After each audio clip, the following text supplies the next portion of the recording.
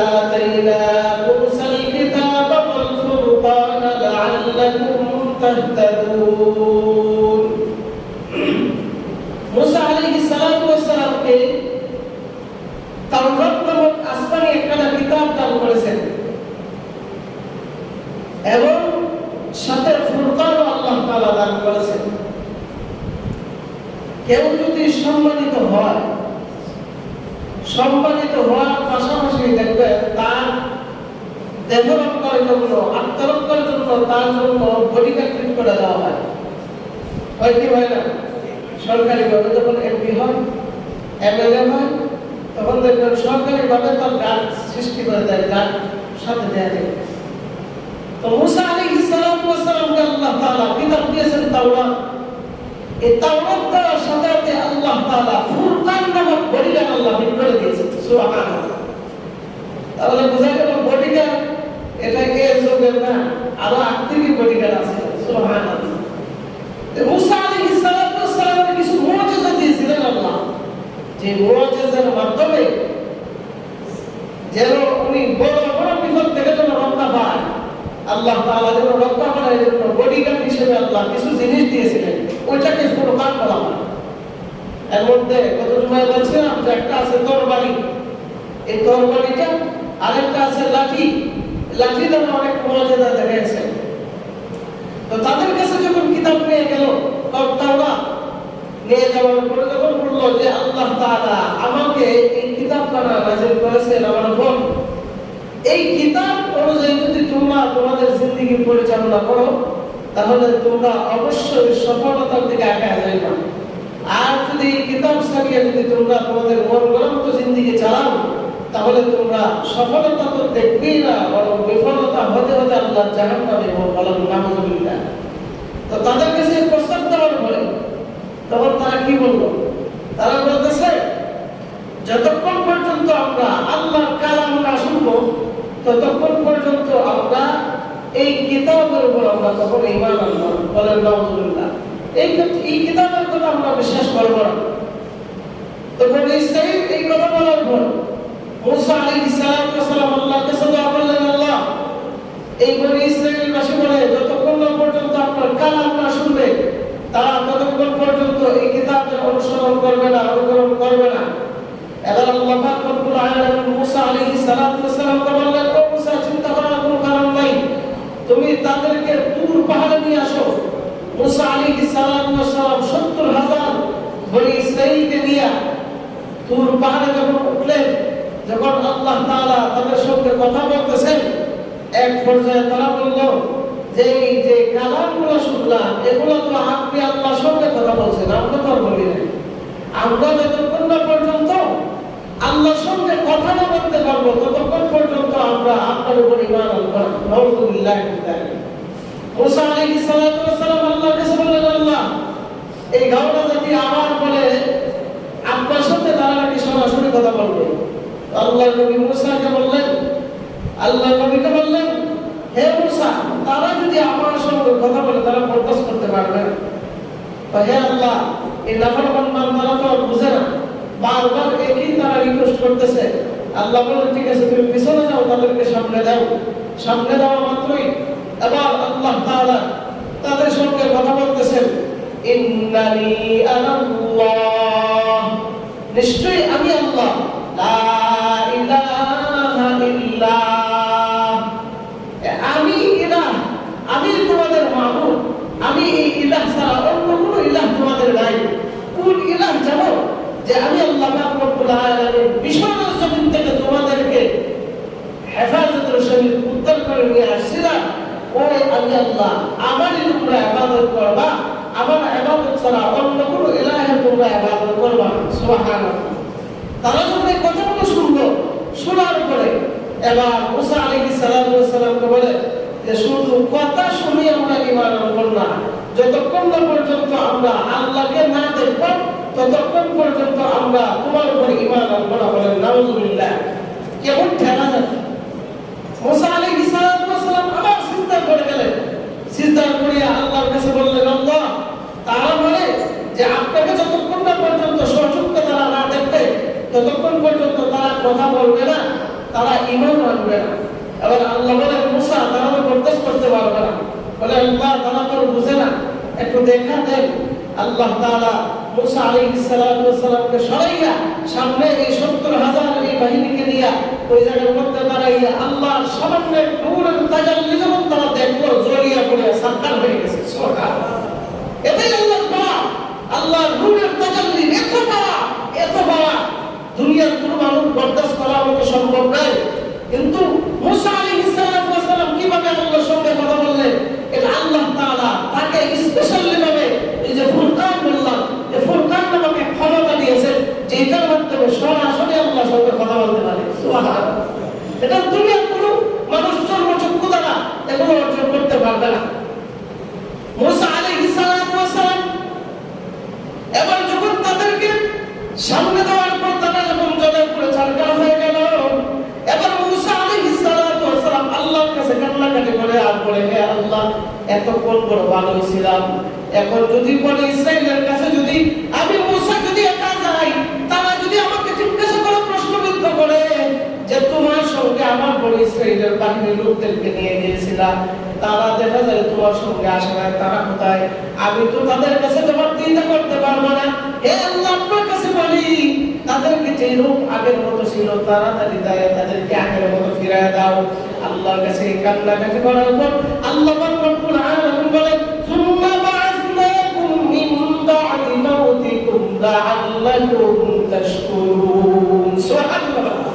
মুসা আলাইহিস সালাতু ওয়াস সালাম এই প্রার্থনার সাথে আল্লাহ রব্বুল আলামিন বলেন, মুসা চিন্তা করার কোনো কারণ নাই, আমি আল্লাহ রব্বুল আলামিন সমস্ত বনি ইসরাইলের মৃত ব্যক্তিদেরকে মুহূর্তের ভিতরে জীবিত করে দিলাম। সুবহানাল্লাহ। যেন তারা কৃতজ্ঞতা আদায় করতে পারে, ঘুম থেকে যেন তারা জীবিত হয়ে যেন বলতে পারে, সর্বনাশ, আল্লাহ তাআলা আমাদেরকে মারিয়া বানাইছিলেন, আবার আমাদেরকে জীবিত করেছেন, অবশ্যই আমরা তার উপর ঈমান আনবো যে আল্লাহ মারতে পারে, আবার জীবিত করতে পারে। অবশ্যই দুনিয়ার কোন সাধারণ মানুষ হতে পারে না, সাধারণ ব্যক্তিবর্গ হতে পারে না, অবশ্যই তিনি আমাদের মাওলা। সাধারণ কোন ক্ষমতাবান হতে পারে না, অবশ্যই তিনি আমাদের মাওলা। তার উপরে আমাদের ঈমান আনা দরকার। আল্লাহ তাআলা বলেন, এই কথা বলবে মনে কইরা তাদেরকে জীবিত করছিলাম, ওই তারা তো আর কোনো কিছুই বলে না, বরং আল্লাহ মুসাকে আরো ঠাট্টা করতে লাগে। বলেন না, তারা মুসা আলাইহিস সালামকে ঠাট্টা করতে শুরু করলো। এবার আল্লাহ তাআলা বলেন, তোমরা তাকে ঠাট্টা করতেছো, তোমরা জানো না তোমাদেরকে আমি কত বড় বিপদ থেকে বাঁচাই আনছি। আরে ফেরাউন তোমাদেরকে মাইরা মালাইতে চাইছিল, ফেরাউন তোমাদের উপর কত অত্যাচার করছিল। আল্লাহ বলেন, ওয়া ইয নাজাইনাকুম মিন আলি ফিরআউনা ইয়াসুমুনাকুম সুআল আযাব। ফেরাউন তোমাদের উপর জুলুমের স্টিমুলা চালাইছিল, ছোট ছোট জীবিত বাচ্চাদেরকে ধরিয়া সে হত্যা করে ফেলতো, ছোট ছোট জীবিত মেয়েদেরকে রাইখা দিত, জীবিত রাইখা দিত, আর ছোট ছোট ছেলেদেরকে ধরিয়া তাদেরকে হত্যা করে ফেলতো, তাদের উপর জুলুম অত্যাচারের স্টিমুলা চালাইতো। কেন? তাদের পক্ষ থেকে যেন কেউ মুসা না হইয়া তার মোকাবেলা যেন না করে। আল্লাহ পাক রব্বুল আলামিন তার জবাবে আল্লাহ পাক রব্বুল আলামিন ওই বাচ্চাদেরকে ফেরাউন মারতেছে, আর আল্লাহ তাআলা কুফরিয়াভাবে তার ঘরের ভিতরে মুসাকে ঢুকাইয়া আল্লাহ তাআলা মুসাকে বড় করিয়া তার বিরুদ্ধে লাগাইয়া দিয়েছে। সুবহানাল্লাহ। এটা আল্লাহর লীলা খেলা, দুনিয়ার কোন মানুষের খেলা না। অথচ দেখেন এই মুসার আক্রমণ থেকে বাঁচার জন্য ছোট ছোট বাচ্চারা, ছেলে বাচ্চাদেরকে হত্যা করে মারাইতো। মুসা যখন জন্ম না নেয়, আল্লাহ বলছে সে নাকি আমার বিরোধিতা করবে, সে দুনিয়াতে আসার আগে আমার পুত্রের ভিতরেই তো সে জন্ম নিবে, তো একে আমি মাইরা মারাই। অথচ আল্লাহ তাকে কুফরিয়াভাবে তার ঘরের ভিতরে আল্লাহ তাআলা বড় করিয়া তার বিরুদ্ধে লাগাইছে। সুবহানাল্লাহ। আল্লাহ তাআলা বলেন, তারা তোমাদেরকে এমনভাবে আক্রমণ করেছিল ফেরাউনের বাহিনীরা, ওয়া ইয ফারাকনা বিকুমুল বাহরা ফাআনজাইনাকুম ওয়া আগরাকনা আলা ফিরআউন ওয়া আনতুম তানজুরুন। আল্লাহ পাক রব্বুল আলামিন বলেন, ফেরাউনের বাহিনীরা যখন তোমাদেরকে আক্রমণ করার জন্য তোমাদের পিছু যখন চলতে লাগলো, আমি আল্লাহ পাক রব্বুল আলামিন তাদেরকে আগাইতে লোহিত সাগরের পারে যখন নিয়ে নিলাম, দেওয়ার সাথে ফুরকান নামক ক্ষমতা হযরত মুসা আলাইহিস সালাতু ওয়াস সালামকে বললেন, তুমি এই জায়গার মধ্যে পার হইতে পারতেছো না, চিন্তা করার কোনো কারণ নাই, তোমার হাতের লাঠি দিয়া ওই লোহিত সাগরের মধ্যে তুমি পানি দাও, আমি আল্লাহ কুদরতিভাবে রাস্তা করে দেব। সুবহানাল্লাহ। মুসা আলাইহিস সালাতু ওয়াস সালাম মুজিজাকৃত ওই লাঠি দ্বারা যখন লোহিত সাগরের মধ্যে আঘাত করে, আল্লাহ রব্বুল আলামিন বনি ইসরাইলের 12টা গোত্রের 12টা রাস্তা আল্লাহ তৈরি করে দেয়। সুবহানাল্লাহ। রাস্তা পার হইয়া তারা যখন ওই পারে চলে গেছে, চলে যাওয়ার পর আল্লাহ বলেন ওই ফেরাউনের বাহিনীদেরকে আমি হাঁটি হাঁটি পা পা করে লোহিত সাগরের মধ্যে দিয়ে আনলাম, আনার পরে তোমাদের চোখের সামনে সাগরকে আমি অর্ডার করলাম, মুহূর্তের ভিতরে সাগর রাস্তা থেকে দূরীভূত হইয়া তারা পানিতে রূপান্তরিত হইয়া ওই ফেরাউনের বাহিনীকে আমি তোমাদের সঙ্গে আমি মারিয়া সরকার করেছি। সুবহানাল্লাহ। তোমাদের তো চোখের দেখা, তোমাদের সামনেই তোমাদের এই বিপদটাকে আমি রক্ষা করেছি, এটা তোমাদের জন্য আমি আল্লাহর পক্ষ থেকে বড় একটা পরীক্ষা ছিল, আমি আল্লাহ তোমাদেরকে উদ্ধার করছি এই ফেরাউনের বাহিনী থেকে, আর আজকে তোমরা আমার এই আদেশগুলো অমান্য করে করে চলতেছো।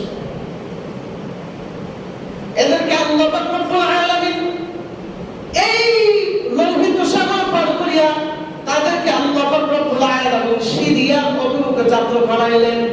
সিরিয়ার অভিমুখে তারা চলতেছে, কিন্তু যে চলতেছে তারা এই চলা অবস্থায় এই জায়গার মধ্যে কোনো পানি ধরে নাই, গাছপালা নাই, কোনো কিছু নাই, শুধু মরুভূমি অঞ্চল, বালু আর বালু, পাথর আর পাথর।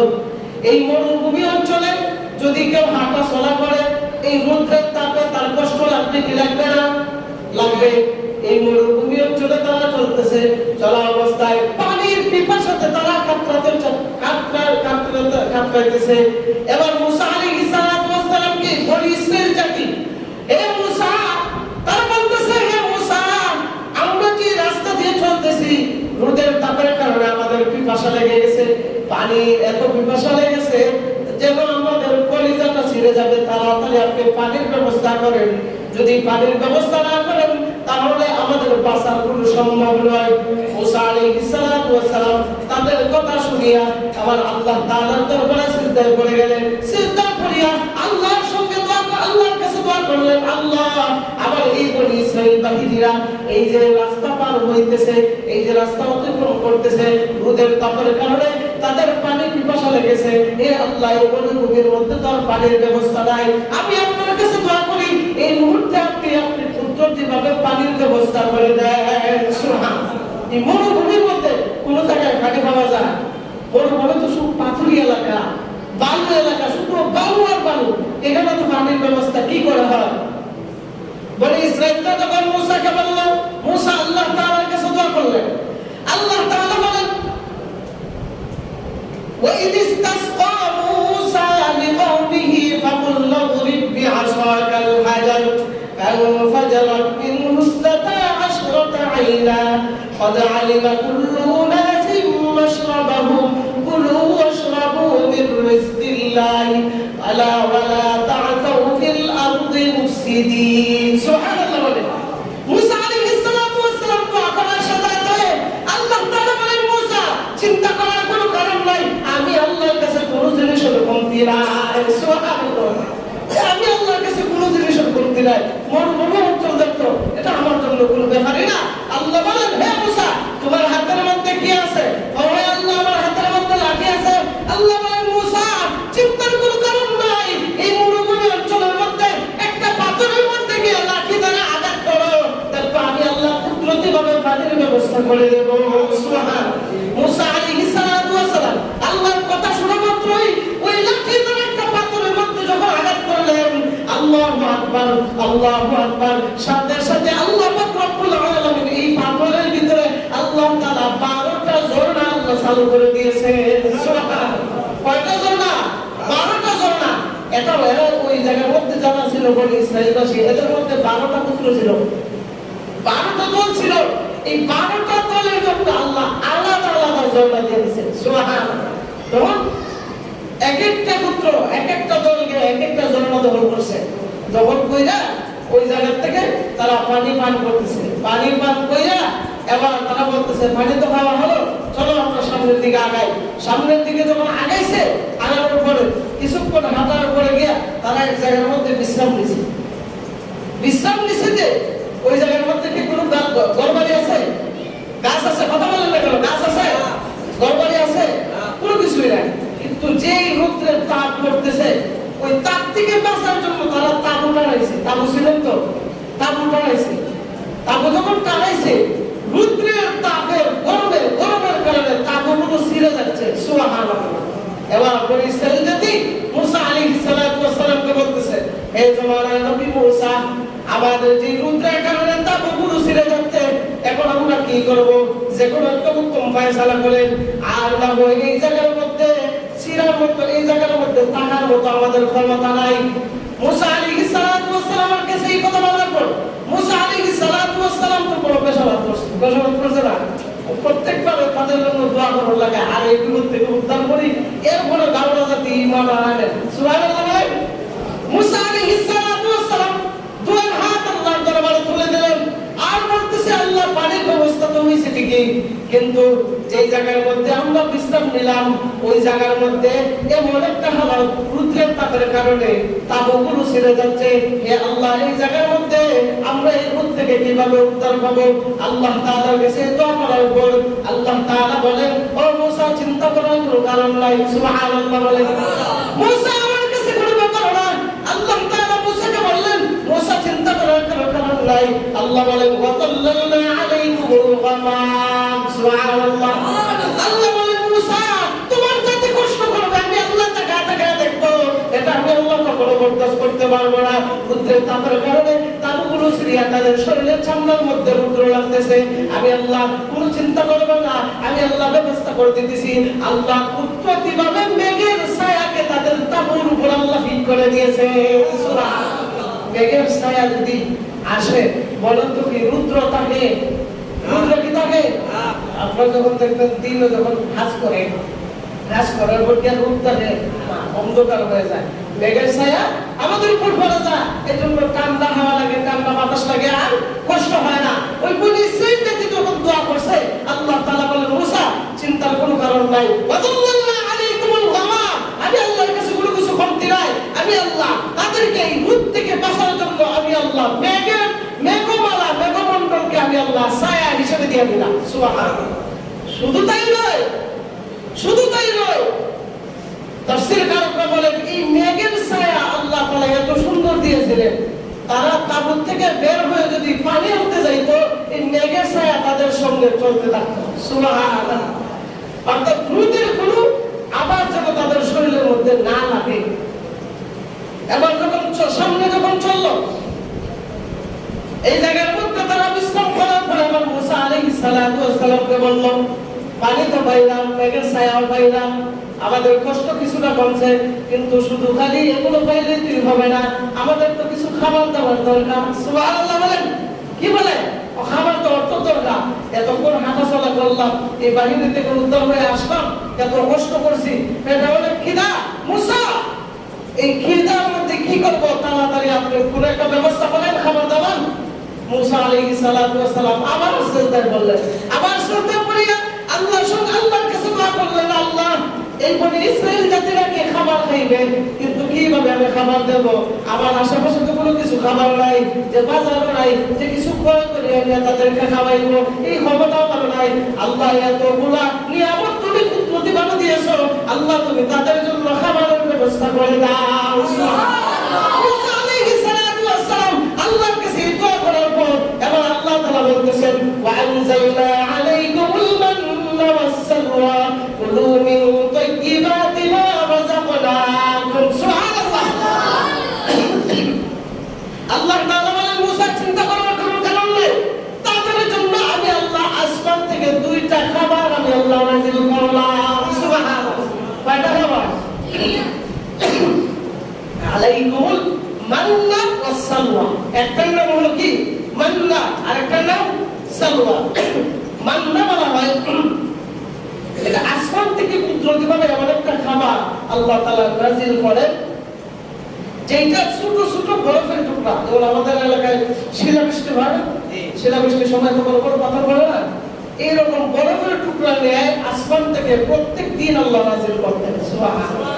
আবার এগুলো দুধের চেয়ে সাদা, মধুর চাইতে আরো মিষ্টি। সুবহানাল্লাহ বলেন।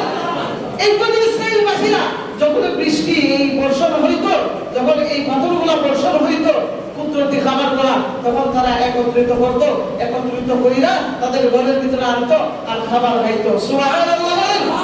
দুই নম্বর খাবার হলো সালওয়া। সালওয়া হলো এটা এক ধরনের পাখি, এক ধরনের কি পাখি, ছোট ছোট চড়ুই পাখি দেখছেন না, চড়ুই পাখি ওই রকম ভাবে একটা, এটা হলো জান্নাতি পাখি। সুবহানাল্লাহ। আল্লাহ তাআলা সন্ধ্যা হলেই বনি ইসরাইলের তাঁবুর আশেপাশে এসে সব জড়ো হইতো। আচ্ছা বলেন তো, সন্ধ্যা হইলে পরে একটা পাখি যদি ডালে বসা থাকে, ওইটার মধ্যে যদি লাইট মারেন, লাইট যদি মারেন, এই পাখিকে চোখে দেখে? চোখে দেখে না, অতি সহজে তাকে ধরা যায়। আল্লাহু আকবার। সালওয়া নামক এই খাদ্যকে আল্লাহ তাআলা সন্ধ্যা হওয়ার সাথে সাথে আল্লাহ তাআলা কুদরতি ভাবে পাঠায় দিতেন ওই বনি ইসরাইলের তাঁবুর আশেপাশে সব এসে জড়ো হইতো, আর তারা ওই পাখিগুলো ধইরা সুলাইয়া জবাই করে সুলাইয়া দিয়ে কাবাব বানায় খাইতো। সুবহানাল্লাহ বলেন। এত মজার হাড়ি তাদেরকে আল্লাহ দিয়েছেন। দেওয়ার পরে এবার আল্লাহ তাআলা মুসা আলাইহিস সালাতু ওয়াস সালামকে বলতেছে, মুসা তুমি তাদেরকে জানাই দাও যে আমি আল্লাহ তাদেরকে কুদরতিভাবে যে খাবারগুলো দিয়েছি, অর্থাৎ সালওয়া নামক যে খাবারটা দিয়েছি পাখি, ওইটা যেন তারা এক জায়গার মধ্যে যেন জমা করে না রাখে। অর্থাৎ আমরা দেখছেন না যে মাছরা কোনো জিনিস পাইলে এক বালতি লই আরেক বালতি লওয়ার চেষ্টা করি, বলে কি করতে আছে না, মনে করেন যে ঘরের মধ্যে পানি শূন্যতায় ভুগতেছে, ফল নষ্ট হয়ে গেছে, মোটর নষ্ট হয়ে গেছে, কি মনে করেন যে আমার তখন এক বালতি প্রয়োজন, তো এক বালতি নিয়ে আসি, কি এক বালতি নিয়ে সাথে আরেকটা লয়ে যায় না, আগের জন্য আরেকটা রেখে দিই, কালকের জন্য আরেকটা রেখে দিই, কোন সময় ঠিক হয়ে জানি না। তখন ইসরাইলবাসীকে আল্লাহ তাআলা আগে জানাই দিয়েছে, হে মুসা তুমি তাদেরকে জানাই দাও তারা যেন খাবার সংগ্রহ করে না রাখে, অর্থাৎ আগামীকালের জন্য তারা যেন কোনো চিন্তা না করে, আগামীকালের ব্যবস্থা আমি আল্লাহ স্বয়ং নিজেই করবো। সুবহানাল্লাহ। তারা যেন চিন্তা না করে, তারা যেন সদা সর্বদাই আমি আল্লাহর উপর তাওয়াক্কুল রাখে, কোনো মানুষের উপর যেন তাওয়াক্কুল না করে যে পাখি আসছে আমরা খাবার খাইলাম, এই পাখি যদি কালকে না আসে তা আমরা উপবাস থাকবো, এই চিন্তা যেন তারা না করে, আমি আল্লাহ কুদরতিভাবে পাখির ঘর নামাই দিব। সুবহানাল্লাহ। কিন্তু এই তেরাজাতি কি করছে, খাইছে তো খাইছি, আবার একটা জমা করে রাখছে আল্লাহর কথা, তারা আদেশ অমান্য করে ফেলছে। অমান্য করার কারণে আল্লাহু আকবার কিছুক্ষণ পরে যেগুলো জমা করে রাখছে এগুলো থেকে এমন দুর্গন্ধ সৃষ্টি হয়েছে। সুবহানাল্লাহ বলে। এমন দুর্গন্ধ সৃষ্টি হয়েছে, দুর্গন্ধের কারণে তারা তাঁবুর ভিতরে থাকতে পারলো না। আবার কি করলো, তাড়াতাড়ি বাকিগুলো নিয়ে বড় পাথরের ঢালের মধ্যে টিনের মধ্যে ফেলায় দিয়ে আসছে। মুসা আলাইহিস সালাতু ওয়াস সালাম বললেন, আমার আল্লাহ বলছিলেন যে তোমরা যেন এই খাবারগুলো সংগ্রহ করে না রাখো, কারণ রাখলে তোমাদের সমস্যা হবে, কিন্তু তোমরা আল্লাহর আদেশ আবার অমান্য করছো, অমান্য করার কারণে এই রিজিককে আল্লাহ তাআলা তোমাদের মুখে দেয় না, আল্লাহ ধ্বংস করে দিয়েছে। সুবহানাল্লাহ। এখন বুঝেন যে বনি ইসরাইলকে আল্লাহ তাআলা কত হেল্প করছেন, কত নিয়ামত দান করছেন, এরপরে তো তারা রাস্তায় আসছে, তারা কি হেদায়েতের রাস্তায় আসছে না, সারা জীবনে ঠেলামি করে রয়ে গেছে। এই জন্য বলি এখনো যারা আল্লাহর সঙ্গে ঠেলামি করে, তো বনি ইসরাইলের যেই দশা হয়েছিল আপনাদেরও সেই দশা হবে। এই জন্য আপনার কি দশা হইব, আল্লাহর আইন করে তুমি নামাজ পড়তা, নামাজ পড়িয়ে তুমি ভিন্ন দিকে দাও। বনি ইসরাইল কি করছিল, আল্লাহ বলছিলেন পাখি সংগ্রহ করিল না, নিজের যতটুকু প্রয়োজন ততটুকু খাও, এর বেশি করিল না, কারণ এগুলো যদি উইলা যায় পরবর্তীতে আবার তোমাদের কাছে আসবে। কিন্তু এগুলো অমান্য করে তোমরা সামনে আগাইছো, সামনে আগানোর কারণে তোমরা নিজেদের ক্ষতি তোমরা নিজেরাই দেখে আসছো। আমি আমার পক্ষ থেকে কোনো ক্ষতি দেই না এবং আমার কোনো ক্ষতি হয় না, বরং তোমাদের নিজের ক্ষতি তোমরা নিজেই আসছো। এখন আপনি যদি আল্লাহর আদেশ অমান্য করিয়া আপনি আপনার মধ্যে চলেন, বলেন বনি ইসরাইল আর আপনার মধ্যে কোনো পার্থক্য আছে? আর পার্থক্য আছে না। এই জন্য আল্লাহর দেওয়া যে আদেশগুলো এগুলো কষ্ট হইলে পালন করা দরকার, কষ্ট হইলে পালন করা দরকার। আল্লাহ পাক রব্বুল আলামিন আমাদেরকে আল্লাহর পক্ষ থেকে যে আদেশ করা হয়েছে এই আদেশগুলো আল্লাহ তাআলা মানিয়া কবর দিকে যাওয়ার তৌফিক আল্লাহ দান করুন। সবাই বলে আমিন। ইনশাআল্লাহ বাকি তাফসীর আগামী জুমায় হবে ইনশাআল্লাহ। আল্লাহুম্মা সাল্লি আলা মুহাম্মাদ ওয়া আলা আলি মুহাম্মাদ কামা